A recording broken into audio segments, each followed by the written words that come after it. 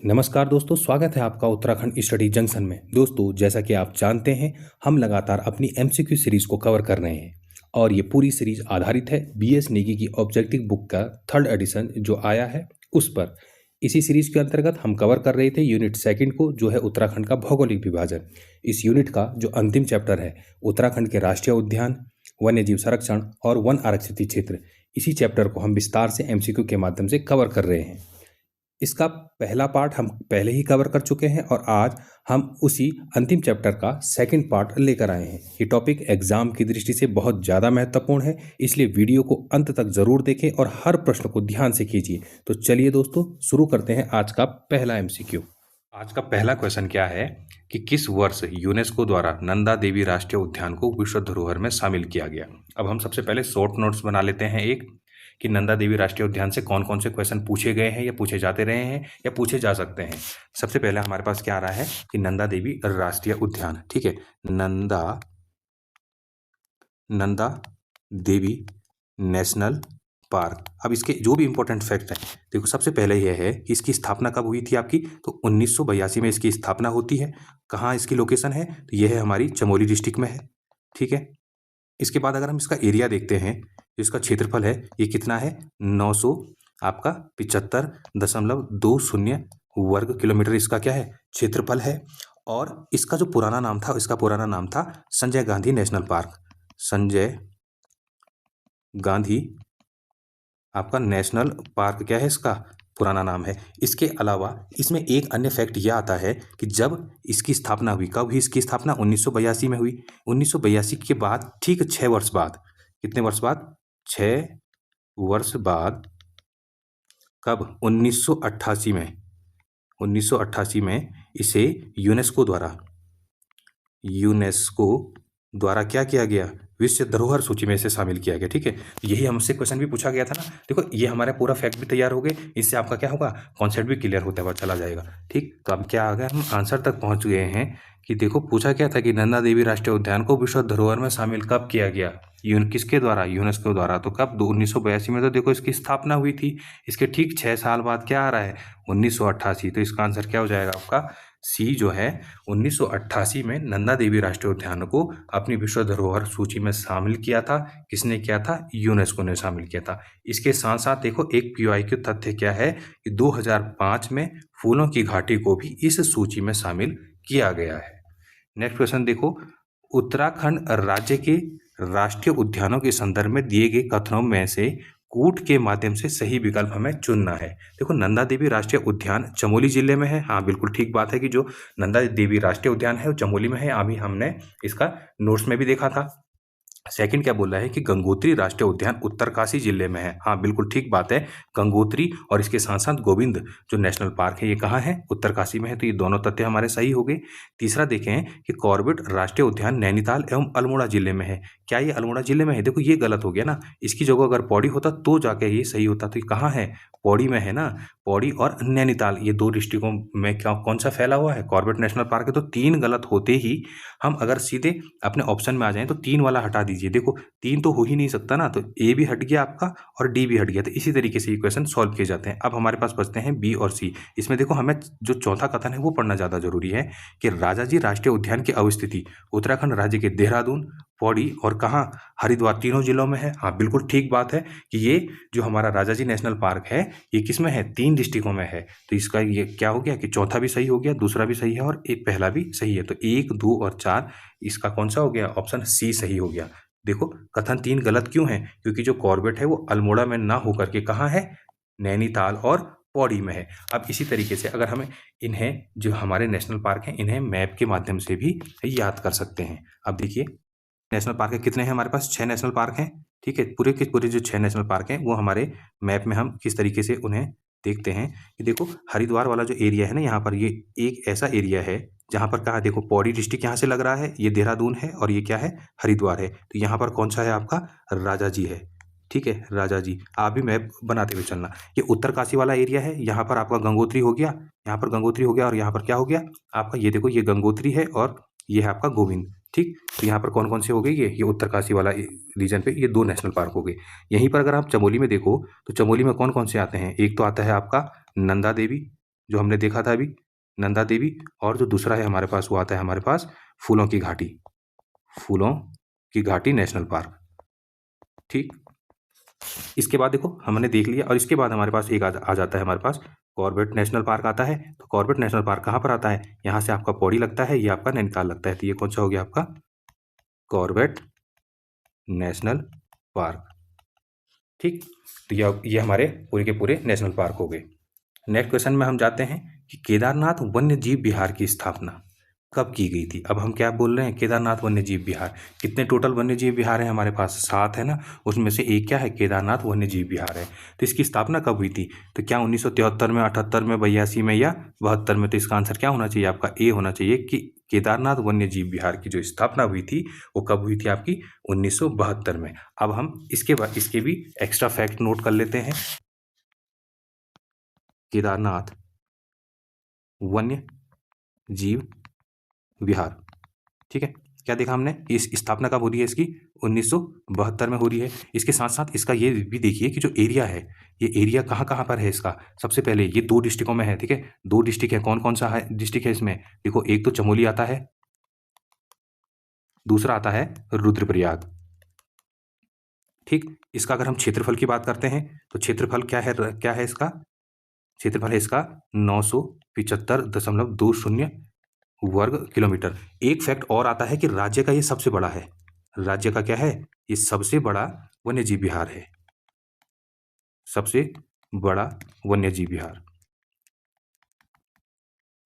ठीक, अब इसके साथ साथ ही एक ही क्यूरियोसिटी ये भी आती है कि अगर केदारनाथ जो वन्यजीव विहार है ये सबसे बड़ा है, तो हमारे राज्य में सबसे छोटा कौन सा होना चाहिए? तो अगर हम यहीं पर इसको नोट भी कर लें कि सबसे छोटा जो है, सबसे छोटा जो हमारे पास वन्यजीव विहार है वो कौन सा है?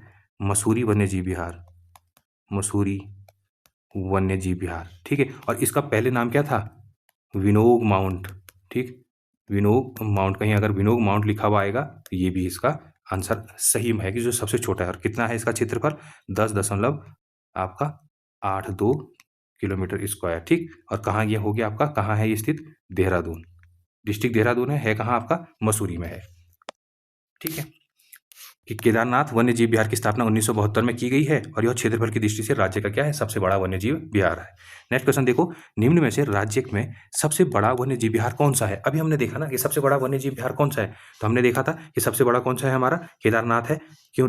केदारनाथ कितना है भाई इसका क्षेत्रफल? तो 975.20 वर्ग किलोमीटर इसका क्या है आपका क्षेत्रफल है। तो आंसर क्या हो गया आपका? केदारनाथ। इसका आंसर हो गया बी। ठीक, अब देखिए व्याख्या देखिए, केदारनाथ वन्यजीव विहार 975 वर्ग किलोमीटर, राज्य का सबसे बड़ा वन्यजीव विहार है। यह मुख्य रूप से काहे के लिए फेमस है आपका? कस्तूरी मृग संरक्षण के लिए है। तो यहाँ आप उसमें फैक्ट भी नोट कर लीजिए कि किसके लिए ये फेमस है? कस्तूरी मृग संरक्षण के लिए। ठीक, कस्तूरी मृग संरक्षण के लिए ये जाना जाता है। ठीक है, कस्तूरी मृग संरक्षण यहाँ के लिए मुख्य रूप से किया जाता है। नेक्स्ट क्वेश्चन अगर हम देखें कि निम्न में से कौन सा कथन सही सुमेलित नहीं है? पहला क्या बोल रहा है ये कि उत्तराखंड सेवा निधि पर्यावरण शिक्षा संस्थान, ठीक, क्या 1967 में बना है? High altitude plant physiology research centre क्या 1979 में बना है? या जैव विविधता पार्क क्या 2020 में बना है? या जीवी पंत हिमालयन पर्यावरण संस्थान क्या 1985 में बना हुआ है? अब हम सबसे पहले इन्हें भी एक एक करके देख लेते हैं। सबसे पहले आप हेडिंग डालेंगे कि उत्तराखंड सेवा निधि संस्थान। ठीक, उत्तराखंड जो सेवा निधि आई, ठीक, ये कब आती है आपकी? 1967 में आती है। ठीक बात है, 1967 में आई। परंतु जब इसमें शिक्षण संस्थान जुड़ा ना, शिक्षण संस्थान जुड़ा कि जहाँ से ये रिसर्च होना स्टार्ट हुआ, ये आए आपके 1987। तो जब भी आपको एग्जाम में अगर ये पूछा जाए कि उत्तराखंड सेवा निधि शिक्षण संस्थान या उत्तराखंड सेवा निधि कब आए, तो 1967 और 1987 ये दोनों ईयर आपको याद करने हैं। जब ये शिक्षण संस्थान बन गया 1987 में, तो ये क्या था? एक स्वायत्त संस्था रही। ठीक है, और किसके अंडर आता है ये अंडर आता है आपका मिनिस्ट्री ऑफ, ठीक है, आपका ministry of ministry of environment forest climate change. ठीक, जो आपका वन पर्यावरण जो है उसके अंतर्गत ही आता है। और क्या इसके अंदर मेन होता है आपका, ये सेंटर ऑफ एक्सीलेंस है, यहाँ शोध होते हैं आपके कि भाई किस तरीके से क्लाइमेट जो चेंज हो रहा है उसको किस तरीके से रोका जाए, उसका संरक्षण किस तरीके से किया जाए। तो इसका आंसर आपको एक चीज़ याद रखनी है, 1967 भी याद रखना है और 1987 भी याद रखना है। ये दोनों ईयर अगर इसके जोड़े में आते हैं तो आपको देखना है कि अगर शिक्षण संस्थान पूछा गया है तो 87 करना है, और उत्तराखंड सेवा निधि अगर पूछा गया है केवल तो 1967 करना है। ठीक। दूसरा हमारे पास था कि high altitude plant physiology research centre, ये 1979 में बना है। हाँ बिल्कुल, ये आपका 1979 में ही बना है। और उत्तराखंड सेवा निधि पर्यावरण शिक्षण संस्थान, ये भी 1967, ये हम इसे सही मानते हुए चलेंगे।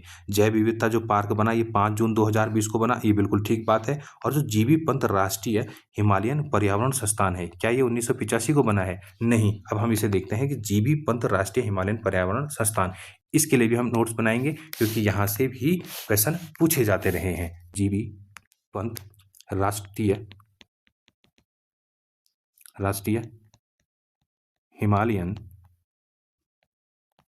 पर्यावरण संस्थान कब बना? ये बनता है हमारा 1988 में। दूसरी चीज इसमें, इसका जो हेडक्वार्टर है ये कहाँ है आपका? कट्टारमल में। कट्टारमल कहाँ है आपका? अल्मोड़ा में है। ठीक है, तो इसका क्या हो गया आपका? अल्मोड़ा हो गया। ठीक। इसके बाद अगर आप देखें, इसकी अन्य 5 इकाइयाँ भी हैं। इसकी क्या है, जो ये है, इसकी 5 इकाइयाँ हैं, 5 इकाइयाँ, और वो अलग अलग राज्यों में है। देखो, एक तो कुल्लू में है, जैसे दूसरी आपके लेह में है, आपकी फिर ईटानगर में है, फिर ये आपका श्रीनगर जो हमारा गढ़वाल वाला है, श्रीनगर में है, और एक कहाँ है आपका? एक है आपका गैंगटॉक में, गैंगटॉक। तो ये याद करते हुए चलना कि देखो कहाँ है? कट्टारमल में है। कब हुई इसकी स्थापना? 1988 में। यही हमारा आंसर क्या है उसमें आ रहा है, क्योंकि वहाँ क्या लिखा गया है? 1985 लिखा गया। अभी देखिए यहाँ क्या लिखा गया है, देखो कि जीबी पंत जो हमारा हिमालयन पर्यावरण संस्थान है 1985 दिया गया, कि जो हमने अभी देखा कब बना? ये 1988 में बना। हेडक्वार्टर कहाँ है इसका? कट्टारमल में है। सेवा निधि वाला जो पर्यावरण शिक्षा संस्थान है, इसका कहाँ है आपका? ये भी आपका कहाँ है? अल्मोड़ा में है। ठीक है ना, अल्मोड़ा में है। ये high altitude plant physiology research centre जो है, ये कहाँ है आपका? श्रीनगर है। श्रीनगर कहाँ? आपका एचएनबी के अंतर्गत है। और जैव विविधता पार्क जो बना ये बनता है आपका हल्द्वानी में, हल्द्वानी में। ठीक है, तो नोट करते हुए चलना है। अभी देखिए, जो जीबी पंत राष्ट्रीय हिमालयन पर्यावरण संस्थान है, ये कट्टारमल अल्मोड़ा की स्थापना वर्ष वास्तव में क्या है? 1988 में हुई थी। इसलिए 1985 वाला जो विकल्प है वो गलत है। ठीक। यह संस्थान हिमालयी पर्यावरण एवं सतत विकास के लिए काम करने वाला देश का एक क्या है? प्रमुख संस्थान है। नेक्स्ट देखो कि नर और गंधमार्दन पर्वतों के बीच में फूलों की घाटी स्थित है। अब हम फूलों की घाटी के क्या देख लेते हैं? एक्स्ट्रा फैक्ट देख लेते हैं, जहाँ से क्वेश्चन पूछा जाता रहा है। ठीक है, अब देखो सबसे पहले हेडिंग डाल लिया आप कि फूलों की घाटी। फूलों की घाटी क्या है? ये नेशनल पार्क है। कहाँ ये स्थित है? आपका चमोली में है। कब बना? देखो 1982 में ही ये बना है। और कहाँ है? चमोली में है। इसके बारे में आप फैक्ट याद रखेंगे, एक तो इम्पोर्टेंट कि यूनेस्को ने इसे अपनी किसमें?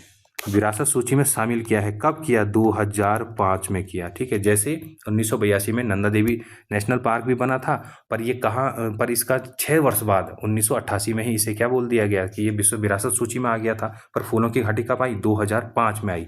इसमें अगर हम देखें तो ये स्थित कहाँ है आपकी? नर एवं जो गंधमार्दन पर्वत है, पर्वत के बीच में है। ठीक। दूसरी चीज, इसके बीचों बीच एक नदी निकलती है, उसका नाम है पुष्पावती। पुष्पावती नदी बीचों बीच। ठीक है, इस तरीके से छोटे छोटे नोट्स आप बनाते हुए चलना। दूसरी चीज, अगर फूलों की घाटी की अगर हम खोज की बात करेंगे तो खोज किसने करी थी भाई? खोज कब करी गई? 1931 में खोज हुई इसकी। ठीक। किसने करी थी? फ्रैंक स्मिथ ने। फ्रैंक स्मिथ ने इसकी खोज करी थी। और इन्होंने एक बुक लिखी थी, वैली ऑफ फ्लावर। कब लिखी थी? 1938 में। 1938 में एक बुक लिखी थी इन्होंने, जो थी आपकी वैली ऑफ फ्लावर। ठीक है, पूछा जा सकता है। क्षेत्रफल देख लेंगे इसका। इसका क्षेत्रफल आ जाएगा आपका, एरिया जो है, एरिया इसका कितना है आपका? 87.5 वर्ग किलोमीटर। ठीक। तो ये आपका इसका पूरा नोट्स तैयार हो गया कि जो फूलों की घाटी है, फूलों की घाटी का आपका वो कब हुआ, स्थापना कब हुई आपकी 1982 में इसकी स्थापना होती है। कहाँ होती है, चमोली में होती है। यूनेस्को इसे 2005 में विश्व विरासत सूची में शामिल कर लेता है। नर एवं गंधमादन पर्वत के ये बीचों बीच स्थित है, ठीक है। और पुष्पावती नदी वैली ऑफ फ्लावर के बीचों बीच बहती है। इसकी खोज कौन कर रहे हैं, 1931 में फ्रैंक स्मिथ कर रहे हैं। और इसका उल्लेख कहाँ करेंगे, ये 1938 में इनकी एक बुक आएगी वैली ऑफ फ्लावर, वहाँ एरिया देखेंगे तो एरिया आ जाता है 87.5 वर्ग किलोमीटर। नेक्स्ट क्वेश्चन देखते हैं कि फूलों की घाटी को राष्ट्रीय उद्यान कब घोषित किया गया। भाई देखो घोषित कब किया गया, 1982 में ही घोषित किया गया है, ठीक है ना। उसके बाद 2005 में इसे यूनेस्को से क्या कराया जाता है, विश्व विरासत सूची में शामिल कर लिया जाता है। अब देखें कि फैक्ट क्या बोल रहा है कि फूलों की घाटी को 1982 में राष्ट्रीय उद्यान का दर्जा दिया गया। पीवाईक्यू तथ्य है, यह उत्तराखंड का सबसे छोटा राष्ट्रीय उद्यान है। कितना है, 87.5 वर्ग किलोमीटर इसका क्या है, क्षेत्रफल है। नेक्स्ट देखो, फूलों की घाटी से संबंधित निम्नलिखित कथनों में से असत्य कथन का हमें चुनाव करना है। यह अल्मोड़ा जिले में स्थित है। देखो अल्मोड़ा में तो है ही नहीं, असत्य कथन हमें पहले ही मिल गया। अल्मोड़ा में ना होकर के कहाँ है, हमने देखा था ना, चमोली में है। चमोली में 2 नेशनल पार्क हमने देखे थे, नंदा देवी नेशनल पार्क और आपका फूलों की घाटी नेशनल पार्क। यहाँ लगभग 500 प्रकार के पुष्प मिलते हैं, बिल्कुल ठीक बात है। नट घास या अमीला नामक वनस्पति यहाँ पर पर्यावरणीय संकट पैदा कर रही है, बिल्कुल बात। जो नट घास होती है ये फूलों के आसपास फैलती हुई चली जाती है, जिससे फूलों की क्या होती है, प्रगति रुक जाती है, ठीक।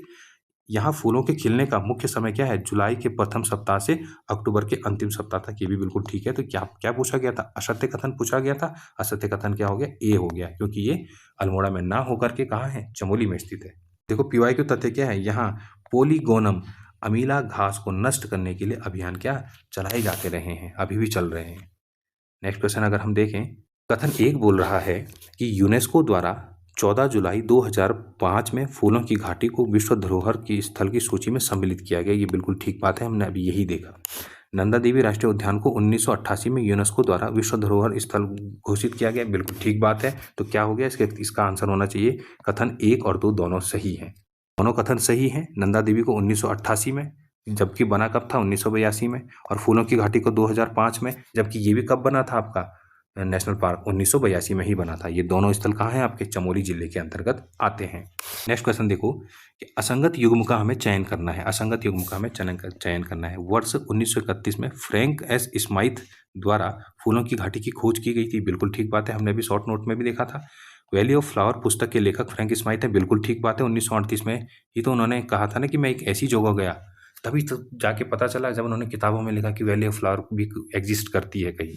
फूलों की घाटी चमोली में स्थित है। देखो एक भी सही है, बी भी सही है और आपका सी भी सही है। तो क्या होना चाहिए, असंगत युग्म बोलना था, असंगत युग्म इसमें कोई भी नहीं है, तो आंसर होना चाहिए आपका डी, ठीक। तो ऊपर जो दिए गए तीनों कथन क्या हैं, सत्य हैं, इसलिए कोई भी असंगत नहीं है।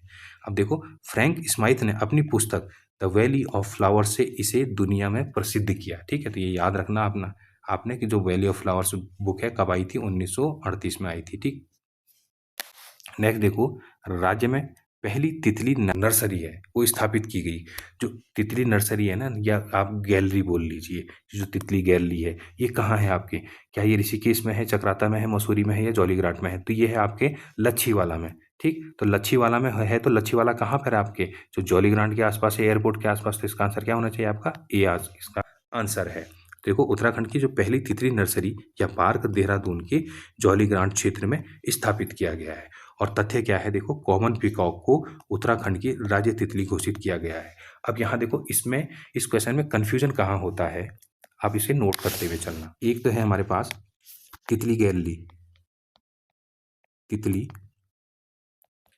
गैलरी, या इसे हम नर्सरी भी बोल लेते हैं, ठीक है। तितली गैलरी या नर्सरी, ये कहाँ है आपका लच्छीवाला, ठीक है। कहाँ हो गया आपका देहरादून, किसके पास में है, देखो जौलीग्रांट जो एयरपोर्ट है ना उसके पास में। दूसरा हमारे पास जो कंफ्यूजन आता है वो आता है हमारे पास तितली संग्रहालय, ठीक है। तो ये यहाँ पर ये क्योंकि बहुत पहले बन चुका है और ये आप लोगों ने पढ़ा भी होगा, जल्दबाजी में कहीं पूछा गया तितली गैलरी और आपने संग्रहालय के नाम पे आपने उसका आंसर कर दिया भीमताल, तो ये गलत हो जाएगा ना। तो देखो जो तितली संग्रहालय है ये कहाँ है आपका, भीमताल में है, ठीक है। कहाँ है आपका, भीमताल में है। किसने बनाया था भाई ये, यहाँ एक आया था फ्रेडरिक स्मैट चेक आया था ना, उन्होंने बनाया था ये किसने इसकी स्थापना करी थी, फ्रेडरिक स्मैट द्वारा इसकी स्थापना की गई थी। कब की गई है स्थापना, वर्ष कब है इसका? 1900 आपका क्या है 46 है। और जो फ्रेडरिक स्मिथ है ना, इन्हें क्या कहा जाता था? Butterfly man of India. Butterfly man of India पूछा जाएगा, बटरफ्लाई मैन ऑफ इंडिया कौन है? तो फ्रेडरिक आपके स्मिथ है। ठीक, तो क्वेश्चन नंबर आप 37 देखेंगे कि निम्न में से कौन सा कथन सही सुमेलित नहीं है। देखो पहला क्या बोल रहा है कि देश का पहला पौधों हेतु antique quarantine centre Magra Tehri में बनाया गया था। बिल्कुल ठीक बात है भाई, ये वहीं बना था। देश का पहला एरोमेटिक गार्डन लाल कुआं में विकसित किया गया था। बिल्कुल ठीक बात है। देश का पहला लाइकेन गार्डन क्या हल्द्वानी में? देखो लाइकेन क्या हल्द्वानी में है? नहीं। ठीक है, तो ये कहाँ होना चाहिए? देखो ये तो इसका आंसर तो हमें मिल गया कि नहीं है। चौथा देखिए आप, उत्तर भारत का पहला आर्किड संरक्षण केंद्र मंडल घाटी कहाँ है? आपके चमोली में विकसित किया गया। ये बिल्कुल ठीक बात है। तो जो हमारा आंसर है ये सी होना चाहिए। क्यों होना चाहिए? देखो जो देश का पहला लाइकेन गार्डन है ना, ये कहाँ है आपका? ये है आपका मुनस्यारी में है। ठीक है, मुनस्यारी में है। मुनस्यारी कहाँ है आपका? पिथौरागढ़ में है। ठीक है ना, तो ये इसका आंसर क्या हो गया आपका? सी इसका आंसर हो जाता है, क्योंकि जो सुमेलित नहीं है। नेक्स्ट क्वेश्चन देखो, निम्न में से किस कवि ने मेघदूत में फूलों की घाटी को अलका कहा है? तो मेघदूत है किसकी? कालिदास की है भाई। तो आंसर क्या होना चाहिए? डी होना चाहिए। देखो महाकवि कालिदास ने अपने प्रसिद्ध काव्य मेघदूत में फूलों की घाटी का वर्णन अलका नाम से किया है। ठीक, कालिदास की रचनाओं में हिमालय और उत्तराखंड की प्राकृतिक सुंदरता का क्या है? विस्तृत वर्णन मिलता है। नेक्स्ट क्वेश्चन देखो कि उत्तराखंड राज्य में स्थित फूलों की घाटी के संदर्भ में निम्नलिखित कथनों में से असत्य कथन को हमने चूज करना है। ठीक, तो असत्य कथन हम देखेंगे तो यहाँ दिए गए हैं 4 कथन। अब इसमें से हमें देखना है या तो 3 तो इसमें सही हम चूज कर लें या हमें पहले ही असत्य दिख जाए। देखो महाकवि कालिदास ने मेघदूत में इसे अलका नाम से संबोधित किया। अभी हम उसी की बात कर रहे थे कि हाँ भाई अलका नाम से किस में कहा गया? मेघदूत में। मेघदूत किसकी है? कालिदास की है। तो ये बिल्कुल सही है। उत्तराखंड राज्य के राष्ट्रीय उद्यानों में क्षेत्रफल के आधार पर यह दूसरे स्थान पर है। हमने तो ये देखा था कि जो फूलों की घाटी है ना, ये सबसे छोटा है। 87 है ही कितना है इसका? 87.5 वर्ग किलोमीटर। तो ये तो सबसे छोटा है। तो हम यहीं पर पता चल गया ना हमें कि ये बी तो गलत है। ठीक है, बी गलत है, मतलब आंसर हमारा यही होना चाहिए। फिर भी हम देखते हैं सी क्या बोल रहा है कि यह समुद्र तल से 3600 मीटर की ऊंचाई पर है और नर एवं गंधमादन पर्वतों की में स्थित है। ये तो बिल्कुल ठीक बात है। इसका मुख्यालय जोशीमठ में है। ये भी बिल्कुल ठीक बात है कि जो फूलों की घाटी है इसका मुख्यालय कहाँ है? आपका जोशीमठ में है। और किसके बीच में है? नर एवं गंधमादन पर्वतों के बीच में है। और सबसे बड़ी बात, जो फूलों की घाटी है इसके बीचों बीच कौन सी नदी निकलती है आपकी? इसके बीचों बीच निकलती है पुष्पावती नदी निकलती है। और 1931 में यहाँ सबसे पहले कौन आया था आपका? फ्रैंक स्मिथ आए थे। और स्माइथ जब वो आए थे, स्मिथ ने 1938 में एक बुक लिखी, कौन सी? Valley of flower. उससे ही उन्होंने क्या किया? देश दुनिया में जो फूलों की घाटी है उसे प्रसिद्ध किया। तो इसका आंसर क्या होना चाहिए आपका? बी होना चाहिए। क्यों? क्योंकि ये क्या है? सबसे छोटा है, ना कि दूसरे नंबर का। ठीक है, नेक्स्ट देखें कि किस पुराण में फूलों की घाटी को नंदन कानन कहा गया है? देखो स्कंद पुराण जो है ना, देखो गरुड़ पुराण, मत्स्य पुराण, विष्णु पुराण, ये तो है ही, इनका उल्लेख बहुत कम मिलता है उत्तराखंड के संदर्भ में। स्कंद पुराण में बहुत कुछ लिखा गया है उत्तराखंड के लिए। तो किस पुराण में देखो फूलों की घाटी को नंदन कानन कहा गया है? तो स्कंद पुराण में। इसका आंसर होना चाहिए आपका ए। ठीक, स्कंद पुराण के केदार खंड में फूलों की घाटी के लिए नंदन कानन शब्द का प्रयोग हुआ है। तथ्य क्या है? देखो पुराणों में फूलों की घाटी को गंधमादन और बैकुंठ भी कहा गया है। नेक्स्ट देखो कि निम्न में से फूलों की घाटी के अन्य नाम हैं। भृंगद्वार, पुष्पावती, स्माइत घाटी। ये देखो स्माइत घाटी तो इन्होंने तो खोज करी थी। पुष्पावती नदी निकलती है। भृंगद्वार बिल्कुल सही बात है। तो ये भृंगद्वार नहीं है, यहाँ पर होना चाहिए था भ्यूंडार। भ्यूंडार है ये। ठीक है, यहाँ पर अगर आप लिखना चाहें तो इसको क्या लिखना है हमें? ये भृंगद्वार की जगह पे क्या होना चाहिए? भ्यूंडार। ठीक है, ये है यहाँ पर लिखा हुआ। भी इसका सही है और ये भी सही है और ये भी सही है। तो क्या होना चाहिए इसका? उपयुक्त तीनों। देखो व्याख्या, फूलों की घाटी को क्या कहा गया है? भ्यूंडार पार्क भी कहा जाता है, पुष्पावती भी कहा जाता है और फ्रैंक स्माइथ के नाम पर इसे स्माइथ घाटी भी कहा जाता है। और फ्रैंक स्माइथ ने 1931 में इस घाटी की क्या करी थी? खोज करी थी। नेक्स्ट क्वेश्चन में आते हैं हम कि झपटो छीनो आंदोलन का संबंध किस राष्ट्रीय उद्यान से है? तो ये झपटो छीनो आंदोलन हुआ कब था भाई? अब देखो आ जाओ, नोट्स बनाते हैं थोड़ा सा। झपटो छीनो जो आंदोलन है हुआ कब था? ये 1998 के आसपास हुआ था। ठीक है ना, 1998 के आसपास हुआ था। 1998। ठीक, कहाँ हुआ था ये आपका? ये नंदा देवी रेंज में हुआ था। नंदा देवी जो आपका जो नेशनल पार्क है ना, वहाँ हुआ था। क्यों हुआ था? क्योंकि रीज़न क्या था इसका कि प्रबंधन ग्रामीणों को देने के लिए इन्होंने करा था, क्योंकि सरकार ने इसका प्रबंधन अपने पास ले लिया था। तो क्यों हुआ था, ये भी इंपॉर्टेंट है ना। क्यों, आखिर क्यों हुआ ये आंदोलन, क्यों करना पड़ा? प्रबंधन के लिए। और प्रबंधन भी किसके लिए कि प्रबंधन ग्रामीणों को मिले। किसको? ग्रामीणों को मिले। जो वन का जो प्रबंधन है वो ग्रामीणों को मिले, ना कि किसको? सरकार के पास चले जाए। ठीक, नेक्स्ट देखो, उत्तराखंड राज्य में संरक्षण आरक्षित क्षेत्र के विषय में गलत कथन को आपको पहचान करनी है। ठीक है, उत्तराखंड राज्य में संरक्षण आरक्षित क्षेत्र के विषय में गलत कथन की पहचान करनी है। पहला क्या बोल रहा है कि झिलमिल झील संरक्षण आरक्षित हरिद्वार जिले में है, बिल्कुल ठीक बात है भाई, है। दूसरा क्या बोल रहा है, आसन वेटलैंड संरक्षण आरक्षित क्षेत्र की स्थापना देहरादून में 2005 में हुई, ये भी बिल्कुल ठीक बात है। नैनीताल में स्थित पावलगढ़ संरक्षण आरक्षित क्षेत्र का क्षेत्रफल सर्वाधिक है। अभी क्या बोल रहा है कि इसका क्षेत्रफल सर्वाधिक है, तो हमें पहले सबका क्षेत्रफल भी पता होना चाहिए। और फिर क्या बोल रहा है कि नैना देवी हिमालयी बर्ड कंजर्वेशन की स्थापना 2015 में नैनीताल में की गई थी, ये भी बिल्कुल सही है। अभी यहाँ हम फंस रहे हैं कि नैनीताल में स्थित पावलगढ़ संरक्षण आरक्षित क्षेत्र का क्षेत्रफल क्या सर्वाधिक है, तो हम इसके लिए क्या करते हैं, नोट्स बनाते हैं, देखते हैं कि इसका आंसर क्या होना चाहिए। देखो कितने हमारे पास संरक्षण आरक्षित क्षेत्र हैं, संरक्षण आरक्षित जो क्षेत्र हैं हमारे पास कितने हैं, 4 हैं। ठीक है, कौन कौन से हैं आपके? देखो सबसे पहले आ जाएगा आपका ए से आ जाएगा आसन, ठीक है। दूसरा हमारे पास आ जाएगा झिलमिल, तीसरा आ जाएगा हमारे पास सीतामढ़ी, चौथा आ जाएगा हमारे पास नैना देवी, नैना देवी। ठीक, अब ये देखो ये बना है आपका जो आसन बना था 2005 में बना था, झिलमिल कब बना था आपका, ये भी 2005 में बना था, सीतामढ़ी आपका बना है 2012 में, और नैना देवी बना हमारा 2015 में। ठीक, अब अगर इसके क्षेत्रफल की बात करते हैं हम, तो देखो जो ये है आपका ना आसन, ये 444 हेक्टेयर में है, हेक्टेयर में। ठीक, और जो झिलमिल है ये हमारा है 3783 हेक्टेयर में है। ठीक, सीतामढ़ी जो है हमारे पास है वो है 5824 हेक्टेयर में, हेक्टेयर स्क्वायर।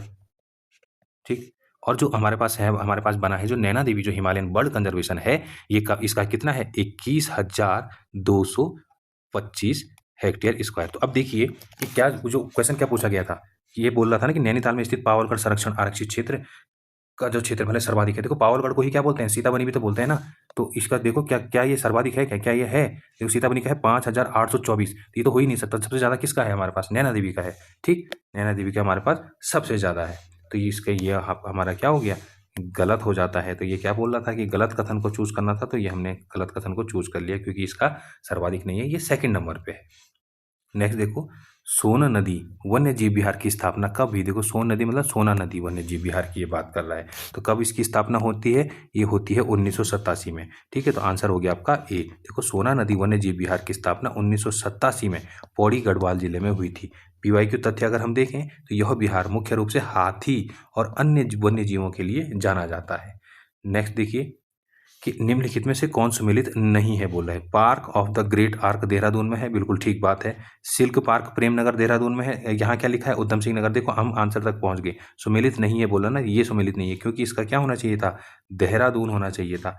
वनस्पति युद्ध एवं हर्बल पार्क हरिद्वार में है, बिल्कुल ठीक बात है। आपका हर्बल गार्डन क्या कहाँ है, मुनि की रेती में है, बिल्कुल ठीक बात है। तो इसका आंसर क्या हो गया हमारा बी। जो सिल्क पार्क है वो कहाँ है हमारा, देहरादून में है। नेक्स्ट क्वेश्चन देखें कि उत्तराखंड में स्थित मालसी डियर पार्क के संबंध में निम्न कथनों में से असत्य कथन को हमें चूज करना है।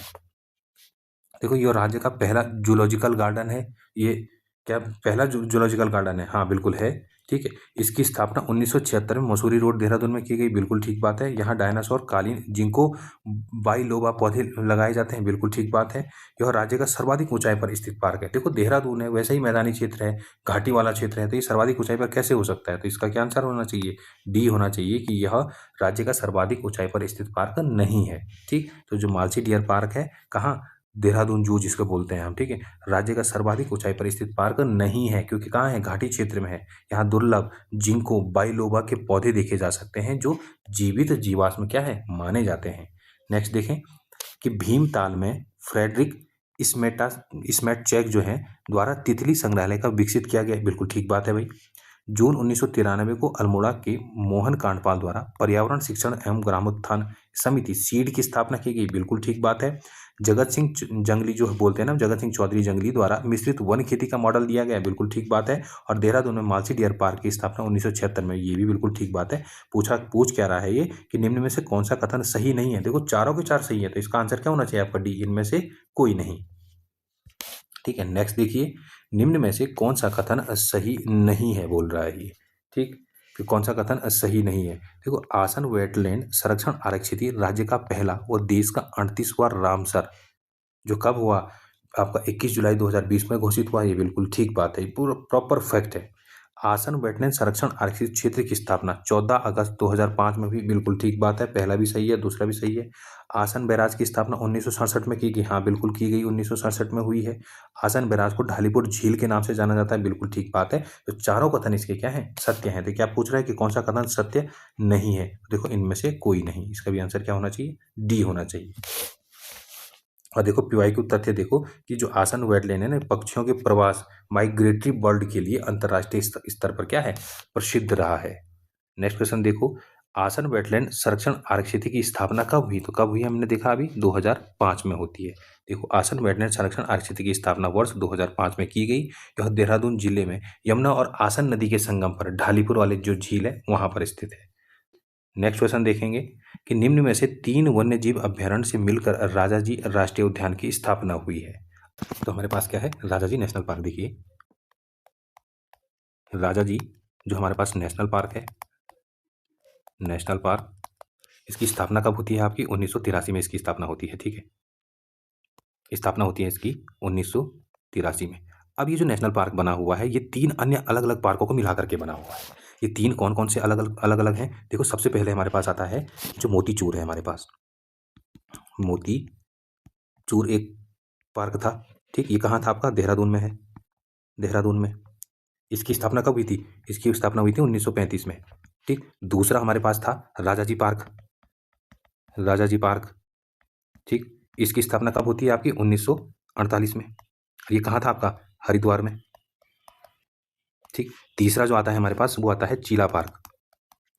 ठीक है, चीला पार्क। अब ये इसकी स्थापना कब हुई थी, तो 1977 में हुई थी। और कहाँ हुई थी भाई, पौड़ी में, पौड़ी में। अब ये जब तीनों मिल जाते हैं ना, इन तीनों को मिला करके 1983 में, इन तीनों को मिला करके 1983 में क्या बनाया जाता है, राजाजी नेशनल पार्क बनाया जाता है। अब इसके लिए आपको एक इंपॉर्टेंट फैक्ट है जो याद करना है, वो ये है कि इसे 2015 में, कब 2015 में इसे देश का 48 हुआ।